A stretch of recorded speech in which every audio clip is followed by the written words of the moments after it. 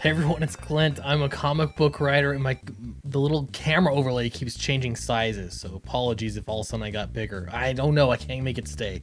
Anyway, so I want to talk about anime and manga and some of, I guess, my reaction to the medium, because to me it was completely new. I was never into anime before or manga, but I decided I would try and get in and learn a little bit about it so that I don't know, I could, I guess, just learn from it in my own comic book writing, Western storytelling. Before we get into that, if you're interested in fantastic comics, check out Fatal. It's on Indiegogo right now. One of the best looking comic books you're going to see anywhere on the market today. All right, so I've got Attack on Titan here. We'll make this big screen, why not? And play it a little bit. I picked this because it's one of the animes that I watched. Season 4 is, I guess, going right now, so I haven't watched the whole thing, but I've watched the first 3 seasons and I'm into the fourth.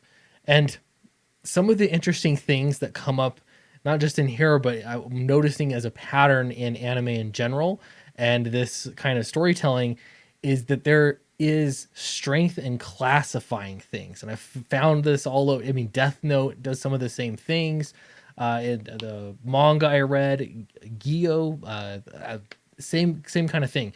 There's classifications here. This is a good example of Titans. Like there's the regular run of the mill Titans, and then there's these certain special Titans, like the guy in the front here, and they're so powerful. And so there's something with classifying things helps you to actually build higher stakes. So the fact that you already know that these regular Titans are difficult to deal with, but then you have these other higher classifications that are so much more strong. And so anyway, it just becomes interesting that that seems to be used a lot in storytelling, and it's something I could see possibly applying to Western storytelling, but not to the degree that I have seen it so far in anime and manga. So that was interesting. Second is women.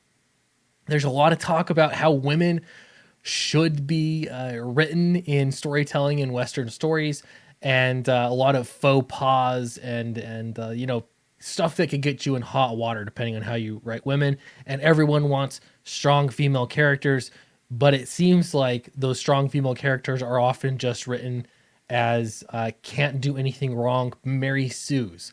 Something I've noticed that's incredibly interesting when it comes to anime and, I guess, Eastern comics is that women are, at the same time that they are hardcore, they can do amazing things, they're incredibly strong. At the same time, they still reinforce more traditional gender roles. And I find that interesting, and I actually find it pretty cool. Like there's, femininity is still a thing, even though they're beating up monsters. This is one concept I don't feel like Western storytelling has figured out, like how to make cool, strong female characters, but also make them females, and make them have flaws as well. Make them feminine. So I found that really interesting. All right, next is crazy plots and premises. This could be done in Western storytelling more, but I think it happens more in horror than it does anywhere else. If you're watching a horror film or reading, a horror comic, the expectation is that everyone could die, and you have to be willing to accept anything that could come.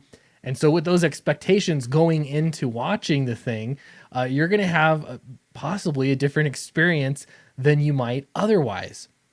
When it comes to anime and manga, I kind of feel the same way. Like there are a number of things that they can do. They can go with the plot. You're not expecting one, hero's journey over and over again. You're not expecting, one thing out of anime. It often is doing very, very different things.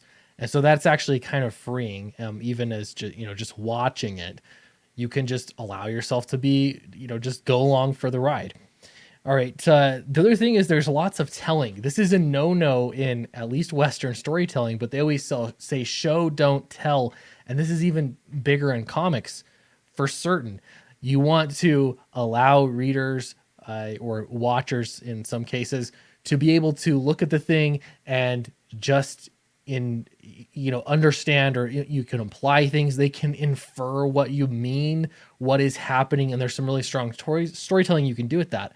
Something I've noticed with anime and manga, maybe it's because of translation reasons, that could be part of the reason, but they really tell you everything. Like, even when you see what is happening, they will still talk about it. They'll tell you exactly what to understand from what you're seeing. And it makes for very clear storytelling, but at the same time, it was very jarring for me, especially as a writer, because it's like known as a no-no in writing. So it's kind of interesting. You get used to it, and then you can enjoy very clear storytelling, for that matter. All right, so the other thing is emotional shorthand, I'm going to call it. I'm sure there are official terms for it, but this overaction and overacting that happens in manga, that's actually, or manga and anime, it's actually really cool, and it makes for everything to be dialed up to 11. Even just little basic emotions. If somebody is slightly angry, you see these overreactions. And at first, that seemed like, what are they doing? It was a little jarring to me. But then I see how it's used as essentially a tool, and again, that clarity of storytelling, so that you know exactly what this character is thinking and feeling because it's dialed up to 11. There's no question as to what's going on. And it'll also probably be reinforced with them stating exactly how they're feeling.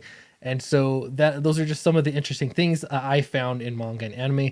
Overall, I think it's fun stuff. I mean, I find myself every now and then wondering what other anime or manga I might be interested in, just because it does provide a different experience that I don't think Western storytelling can fully achieve.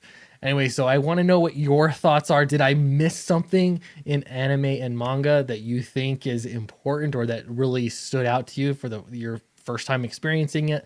Let me know in the comment section below, and I will see you in the next video.